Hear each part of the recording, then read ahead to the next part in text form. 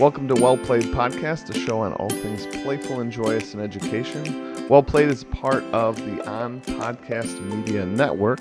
I'm your host, Michael Matera, 6th grade teacher, author, and motivational speaker. Today's show, we're talking about sharing the goodness of gamification, and we have with us Kathleen Fox. If you could give us a brief introduction of you, that would be awesome. Sure, absolutely. So my name is Kathleen Fox. I'm a 3rd grade teacher at Moss Knuckles in Louisa County in Central Virginia. This is my 4th year teaching, and it's my first full year gamifying, and I'm just so excited to be talking with you today. Yeah, we are excited to have you. I think this topic, sharing the goodness of gamification, couldn't have been better with you because you recently just, you recently just did a whole PD on this, right? Yeah. So I was recently asked by a woman, Dr. Kateri Thunder, who is a professor at UVA. She teaches a math methods course. And I was asked to come to her class and just explain about my game, explain about what gamification is, and kind of just share that with them. And it was awesome. It went really well. It was a class of 20 girls, future educators. That's awesome. What did you start with in that? So like, how did you begin that professional development? Yeah, so I always start after attending John Meehan's conference and then listening to your book and everything. I kind of learned what gamification was myself. Mm-hmm. So I always start with explaining that because I think there's a difference between game-based learning and then gamification. So explain that, kind of explain that it's actually used all around us in our everyday life with huge companies and stuff. And then I had them take the Bartle test, obviously, because I wanted them to figure out their gamer personality. And that was really interesting because a lot of them I heard grumbles of, I'm not a gamer, I don't know what these questions mean, like weren't familiar with it. And I just kind of explained that it's just your reason for wanting to play the game. And then once we did that, I explained about my game and kind of went over the different vocab, like things from your book as well, and then how I've applied it to my classroom. And I think it started making more sense to them. Sure. And then I ended with a game of danger cards because I just wanted to show them how easy it is to integrate like a quick little game and make it more engaging for students with their content. That's fantastic. So I gotta ask because I love danger cards. I think it's a super fun game. Yeah. But in your professional development, what were the kind of questions you asked in danger cards? So I went back and forth with this, and in another PD I've done, I did try to make it like gamification, like myths and truths, like from your book, or like different facts about gamification. And for this one, I just did normal, like 3rd grade place value content because I just wanted them to get the idea of how the game works and how I use it in my day-to-day class. And so we played a few rounds, and I was like, all right, so you guys get it? And they were like, no, we need to play more. Like, let's keep going. Because they were having fun. And it was a Monday night class. So it was like 7:00 and they were into it, which was awesome. That's fantastic. That's that like power of gamification, you know? So you had this professional development, which I think sounds awesome. That I love that you embedded a game inside it so that people could kind of really feel that excitement. You're saying it was like palpable, like people, it's 7:00 at night and people are like, let's do another round. Yeah. It was awesome. And all of them I heard after they kept talking about it after I left. Apparently the professor texted me after and was like, I couldn't get them to stop talking about it. They all want to go use it because they're all in placements right now. So she was like, they all want to go try it out in their placements. And the professor is actually a preschool teacher as well, like at a lab school. And she's like, I'm going to try it in preschool too. And I'm going to report back how it goes. So nice. Just That's inspiring awesome. So many people. Yeah. Now from before we started the podcast, you were chit-chatting a little bit about how this isn't your first time doing sort of a PD event. Yeah. Can you share about the others? Sure. So my county saw that I was doing gamification stuff. They're all about innovation and new ideas. So they were like, we got to get you to present at Techcation, which just was a summer event of PD for teachers. And so I did a QR style break-in for that one after hearing about it from John Meehan. And so that went really well too. That was a smaller class. That was probably about 10 other teachers, high school, middle school, elementary school. But it's the right 10. Yeah. So I'm super excited. I feel like lots of people in my county are on board. And like I said, I'm hosting a Twitter chat about games and creativity for my county on Monday. So just getting more people into it and spreading the word of gamification has been awesome. That's awesome. So, as somebody that's like sort of new to it, you said this year was your first year. Yes. Let's sort of dive in. What has been the response by your third graders, the class Yeah. itself? My third graders love it. So I dove in at the start of the year, like had a hook video, had like a letter inspired by Jamie Halsey, where it's like one of my characters writing them a letter that they're going to be in a training program, and they think it's real, which is amazing. So I have like two galaxies, the improper galaxy based on improper fractions, but it's evil. But that's where I got the name. And then the proper galaxy, which is what we work for, the good galaxy, kind of like Star Wars. But That's awesome. I love it. yeah, Just like light yeah. and dark, improper, proper. Yes, yes. So my kids think the proper galaxy is real, even though I have these cartoon characters as my bosses. Like, I don't know, this like suspended disbelief, I guess. I don't know. They're just willing to do that. And so they ask me all the time, is this real? Are we actually fighting these guys? And I don't know what to say because I don't want to tell them, no, this is just, but I don't want to lie to them. But they're super into it. They're super engaged. They like cheers erupt when I say we're doing a crew battle today. So it's just amazing. What has been, kind of on a side note then, what has been the response by the parents? The parents love it as well. I get messages all the time. Like, my child is super, they know what gamification is. Like, I use that term. So the kids reference it, and the parents just have like, they say, my kids have never enjoyed a class, like as much as this. Like, they're super motivated to do things, and they take projects home because I do side missions, like optional projects that allow them to be creative. And parents are just super into it as well. And I just got a grant from my county, was offering innovation grants, and I just got a grant, so I'm going to be able to do even more. And I was on the news, and I had lots of parents message me like, I saw you, I'm so excited for you to get more things.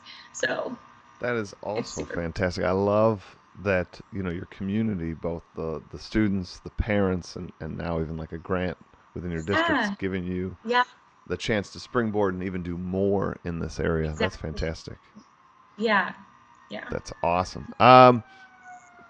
Now another question I had for you, as you started to gamify, you had mentioned that like you've seen John Meehan speak, you listen to the podcast, you do, you did pick up the book and read that. Yep. How have you been able to take all of that knowledge, all of that stuff that you've got cooking, and share that with other colleagues directly in your building?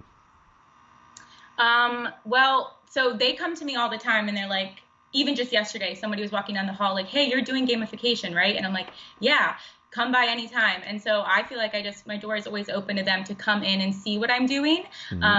Our school allows teachers to come observe other teachers, so that's been really awesome. So people can come watch a crew battle, but also just sitting down with them and helping them develop their theme and their storyline, and sharing a lot of things that I've gotten from the XP Lab community and like your book and ideas, and then how easy it is to just tweak something. Like if I have a card that's something to do with space, that's like an asteroid or a meteoroid, like for your theme, it could work like this, and like just being able to just kind of converting those things. Yeah, exactly. It fits, the same game mechanics, I guess, fit obviously across so many different themes. You just have to change the language a little bit. So helping them understand that, it just all started making sense to me over the summer once I listened to multiple podcast episodes, read your book. I was like, wait, this makes perfect sense. And so helping other teachers kind of make sense of it, because they're like, this is overwhelming. There's a lot of info out there about gamification, is what I hear a lot. So yeah, like I gotta say, well, one, just huge thank you. Honored to be part of your journey, and I know John would feel the same way, and Jamie, I'm sure, would feel the same way. Yes. But also, huge thank you for getting others over that hump. Yeah. Like I think gamification, once it clicks in, it makes sense. It's fun. It's creative. I love it as a teacher, but before doing it, you're a little like, so I'm just going to name things. I'm just going to put them in good. This doesn't say, this isn't going to work. Right. And then once you get into it, you realize, wait, it does work. It all comes together. And even if it doesn't, like sometimes I'll have something and the kids start asking a million questions and I'll just say, I'm going to wait for correspondence from the command center. I'm going to get back to you on that and buy myself some time. Nice. Because I just created a fake email account from the command center. So now a lot of my storyline can be developed through that. So like sharing tips like that with people, I think is important. And like I said, the XP Lab community I just am like starring and liking everything. so I don't lose it and can go back to it and look at it later. So yeah, I mean, huge shout out to the XP Lab community. Those guys are just so creative, and every week, like, I walk out of there with so many usable ideas. I love it. So thank you, everyone that's listening to this podcast. Hope to have you on the show soon. Yes, I know. So you teach third grade. Yep. You said this is your fourth year teaching. You're teaching. First year gamifying. Mm-hmm. Had you heard anything about gamification in like your last year of teaching, teaching program? Like at my college? Yeah. No.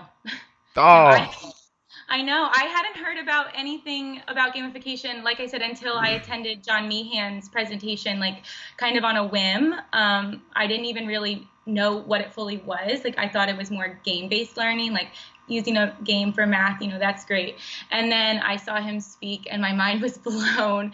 And I was just, so that got me into the whole world of it. And then I have not gone back. That's awesome. Yeah, I had not heard about it. And I love it. Yeah. So when you sort of look forward and you're thinking about other opportunities for you to sort of spread the word of gamification, I work really hard on spreading that word of gamification. Have this podcast, have a YouTube channel. I do presentations and PD all over. But I'm always thinking about that next one, like, how do you craft it? How do you make that sort of perfect presentation that can get people to feel it, to really truly, because I mean, you can run through bullet points and stories, but how do you get that audience to feel it? I think that's what I'm trying to figure out too. I think your danger cards was a really good idea to embed that. That was really cool. And that's different. I think it all depends, like the structure of the presentation and the venue. Yeah, for sure. I just did a presentation on Monday to about 1,000 different educators on gamification, but I tried a whole new presentation called Experience and the Power of Play. And in that one, I walk you through like the reasons we play, a little game-based play, and then gamification, and then the power of building relationships. But throughout the entire presentation, I embedded a game. So we're playing a game together, all 1,000 of us at the same time. Oh, wow. Throughout the entire presentation. And that worked really well. And it was so fun to see like the whole room sort of light up and erupt when certain things happen in the game. And I really felt like, I don't want to say for the first time, but like it's really rare to have everyone really truly feel gamification. Right. And so did you like explain the game at the start? Was it something, or it was running in the background the entire time type thing? Yeah, so I explained it at the start, the rules to the game. Then they had a handout so they could all like have their own sort of player board, if you will. And then, excuse me, in the bottom right-hand corner of every slide was sort of a new card that interacted with the game. So like I would be teaching you whatever I was going to teach you on that slide, and in the bottom right-hand corner is the card. But like I said, it was so cool to see a whole room of like 1,000 teachers playing a game together, feeling it together. You could just sort of, it was palpable. You could really feel it. Yeah. I think that's huge because we're trying to convey, the power of gamification. So I think that's huge. I think that's an awesome idea with the card on the bottom of the slide. Yeah, that one worked out really well. But like I said, too, I think like your danger cards, having them really get it, and you could like see them laugh and be excited and be nervous. Because the first person to bring me the correct answer, so I stood at the front of the room and they're like, that's not fair. Tables are closer to you in the front of the room. Like you need to, so then I had to go stand in the back of the room. So like they were super into it, just these college students. And it was amazing. And when you think about like when all of us, when we go on Twitter and share these ideas, podcasts or, blog posts, whatever the case may be, Yeah. you never know your impact. Like to just think that you had that impact on 20 some pre-service teachers that are going to go out and like use some way, shape, Right. or form of gamification. That's really cool. Like you've changed the course of their sort of career a little bit. Yeah. Yeah, that's how I feel about John Meehan and you in my teaching career. So I'm glad to be that, hopefully, for someone else, for sure. I am sure you are. I mean, it sounded like they felt it. They really Yeah. knew about the power of gamification there, and that's fantastic. In your own class, in your own Yeah. like way, what are you thinking about doing? Like, I shouldn't say that. Let me start over. Are you going to sort of continue to evolve gamification, you think, like next year? Yeah, there's a lot of thoughts. Like, I already am like, okay, I'm ready to get to next year because I know things that I need to change and things that need to happen in my game. And it's just going to be so much easier having, because every time a new side mission comes out right now, I'm trying to create a little storyline to make it fit in and things like that. So to already have that set is going to be awesome. But right now I've only gamified my math course, and I teach math and content in the same block of time. So I'm kind of trying to think of ways maybe it could be both for next year. And I also just like pieces of, I need things to run smoother with keeping track of XP when kids make plays, because I let them make plays on Friday, let them trade cards on Friday. Like, I just scribble things on the whiteboard, and then it's taking me a lot of time to go back and enter things. So need to work out some logistics of that. But yeah, just continue again with the same theme next year and build upon it even more is what I'm looking forward to. I've found that that's been really helpful for me, Yeah. is sticking with a theme. Now, I mean, Yeah. it's not required. You don't have to for anybody listening. But for me, the idea that like this world that I'm creating, the items I'm creating, the storylines I'm creating, the sort of side missions I'm creating, all of those things, it becomes a richer and richer experience because I have the long view of the fact that I'm going to do Realm of Nobles for a long time. So it's Mm-hmm. worth me making like a really cool named side quest and like make a really cool graphic for that side quest because we're going to exist in this theme. Yeah. Yeah. There's a lot that I'm excited to do, but I just, yeah, I'm excited to make more cards over the summer, because over the summer is where a lot of my energy went. Last summer, a lot of my energy went into creating all of this. I was like ready to roll it out at the start of the year. So now, knowing what I know now, this summer, I'm like, oh my gosh, I can't wait. Create more theme and storyline, because sometimes I feel like that has been a little bit difficult to keep up with. And like I've heard you guys say, it can go for some time and kind of Ebbs and flows. So, Totally. yeah, Totally. yeah, Especially if you're doing a year-long game. You got to give yourself exactly. that kind of grace. Like, I've been doing this now. Well, Realm of Nobles, I think I'm in my year, I think this is year 9 of Realm of Nobles. Mm-hmm. And Wow. I mean, I still don't have like daily things that happen, and Yeah. that's 9 years out. Actually, yeah, I wanted to maybe share some of the questions that some of the students at UVA asked me, because that was one of the questions. They said, do you gamify every lesson? And I'm like, no, I do No. not game. Yeah. There's no way I could gamify every lesson, but just throwing in a little bit of theme here and there, or even just saying like an offhand thing of, you're learning this so you can defeat, and then name one of my characters, because all of my characters are tied to like an exact math standard that I have to teach. But so that was one of the questions they asked. So making it clear that you're not changing what you're doing day to day. Like, I still run math groups, they still take tests, just adding that element of theme. Did they have, excuse me, did they have any other questions? Yeah, so they were concerned what I do about students who are not engaged in the game. And I told them that's a tricky one, because some students aren't going to be as into it as others. So I kind of try to find ways to make the game come to them, kind of hide like a little side mission right near them, or sometimes even slip something into their binder, things like that, to try to help them move up the leaderboard and have to actually interact with the game. That's, I think, really good. The thing, how I guess I always answer that question is sort of multi-layered. One being kind of the honest answer that not everyone's. I mean, there's nothing Yeah, that captures 100% of people. My right. follow up immediately to that, though, is I think we need to remember, like, if we didn't gamify, like, Hmm. what are you doing to service the kids that aren't into your class, like into whatever you're doing, you know? Sure. And for me, gamification has captured the most amount of kids. So, Hmm. like, while there are still some that aren't super engaged, like, this is the highest percentage I've ever seen. Yeah. So, like, Yeah. sticking with that. And then the last bit that I would say too, gamification inspires me to constantly think about that subset, and Hmm. then, like, what can I do? Because you have a range of tools at your disposal to make learning sort of right for them, right? Because Right. you can make these side quests, these missions, these, Hmm. activities, these, you can switch it to creative work, you can switch it to group work, right? Like, so much to really truly try to get that student to connect and be involved in your class. Yeah. Yeah. That's exactly where I'm at too.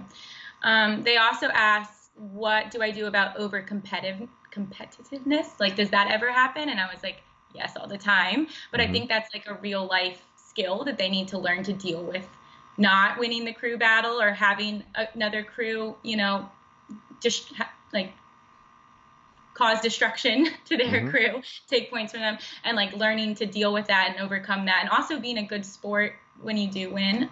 So I told them we just have lots of conversations about that, and just Yeah, I really like the fact, especially you being third grade, yeah, having meaningful conversations about sort of winning, losing, you know, all the learning that can happen in a competitive environment, both interpersonal and personal. yeah. They also asked, have I noticed it affecting students' academic progress, which I feel like we kind of touched on, but in my experience, I've just seen students become way more engaged, way more creative, and retain the information more. I think because they want to be learning it, because they want to defeat a boss, not because they want to necessarily get a great quiz grade, but learning because it's part of the game now. So I told them I absolutely Yeah, have. I think that there's it's the fact that they are involved in the game, they're Mm-hmm. connected to the game, they feel relevant and purposeful towards the game. And Right, to be able to be a successful, powerful player in that game, they have to know their math facts. They have to, like, care about math. And, like, right. that's an easy ask for them to do if they're connected and feel like empowered by the game, for Yep. sure. And then, let's see, the last question they asked, what do other teachers on my team or other teachers at my school think about it? And I currently don't have any other teachers on my team gamifying. They're super interested in it. They support it. They love it. And they do lots of unique type things in their classroom with like room transformations and Harry Potter stuff. But they haven't exactly gamified, but they're super supportive of it and love it. And I actually have one teacher on board who's teaching extended learning with me, another third grade teacher on my team, which is an after school tutoring thing, which I was like, I have to gamify. So we have another game going on that some of my students are doing with pirates. And so he's kind of starting to experience that with me. So maybe that will lead him to want to do it next year, but he's getting to experience some of it after That's school. awesome. In my experience, people have been pretty kind towards gamification in my school. Like, Yeah. most teachers on some level have tried some, at least, activity, right? So, like, at least embedding some mechanics of gamification. And then other teachers have gone just like you and I, whole hog, and done the entire year. Yeah. And for the most part, I think all of them actually say they can't imagine teaching without that structure, without that ability to gamify. Yeah. Well, I got to tell you, we have made it, Kathleen, to Oh, reflection wow. time. So Well, here we are. I'm ready. This quote, it comes from Jake Orlowitz, and he is the head of Wikipedia's library. I think this is kind of an interesting quote by him. It's a bit of Okay. a long one, so hang in there. All right. It's play that makes people unafraid to fail and confident to try new things. It is play that helps us do serious things better because we enjoy them and feel a sense of joy in our achievements. Okay. So that second part there about making serious things easier to do, I think that just applies exactly to education in my classroom, because these are normal things that students are required to do. But I think us having the ability to make it a game and make it play, make it fun for them, kind of obviously makes it easier for them to show up every day and want to do well, and inspires them and gives them a reason for completing the work and doing their best. And so I feel like that works exactly in my classroom. That works exactly in your class? Yeah. For me, I really love the whole quote top to bottom. So the first part talks about being unafraid to fail and be confident to try new things. I teach at a private school that can have that sort of like pressure to perform, right? Like kids really do feel like they need to like score well and this kind of thing. And to sort of open up a creative environment in which they're just earning experience points, not really like grade points. Let them like try new creative things, and if they quote unquote fail, they're not failing the grade. That has been really like freeing, and they have been unafraid to fail. And then the other one part about doing serious things, like you said, better. Education's a very serious thing, and to see kids have that agency, have that connection, have that sense of urgency towards schooling, right? Like schooling is such a long incubation period, right? That the kids, I mean, especially if they go on to secondary ed, like, oh my gosh, that is a ton of years in school before you can like become an adult and get a job and make money. And right. So when you think of all the call signals that make things recognizable as successful as an adult, like you usually either get paid as an adult, right? Or like there's a reason, or you're able to like see other things in your life, like, ooh, like now I went from an apartment to now I own a house, like right? Like you see those markers of success, and we're telling kids like, well, someday this is important, someday this is important, someday this is important. And like teacher after teacher from year 1 to year like 16 is saying someday this is important, someday this is important. Like, when's it going to be important? Having that storyline, having that game, I think just gives them that little sense of like, I need this today. I need to learn my math facts because we have that boss battle on Friday. Right. Or I get this card, I get this item, I get to roll the dice, like just small things like that. You're exactly right. Yeah. So I think that's awesome. And there's that sense of joy and accomplishment that comes from those achievements. And we have them as adults. And I think kids should have them. Like, that's not unhealthy. That's not bad. Like, kids should feel that too. Yeah. Yeah. Well, thank you so much for joining the fun, everyone. And huge thank you to Kathleen for coming on. Thank you so much for having me. This was awesome. This was so cool. Thank you. No problem. Thank you for sharing your sort of expertise and your experience. Once again, I'm Michael Matera, and Well Played is part of the On Podcast Media Network. Go check out their website to grab all sorts of other powerful PD-packed podcasts, such as Monica Burns' Easy Ed Tech, or On Education with Glenn Irvin and Mike Washburn. As always, stay connected, share your ideas. Love it if you gave us a shout out on our YouTube channel. This is episode 151, where you can hear Kathleen and I chat. So everybody, enjoy your week and play on.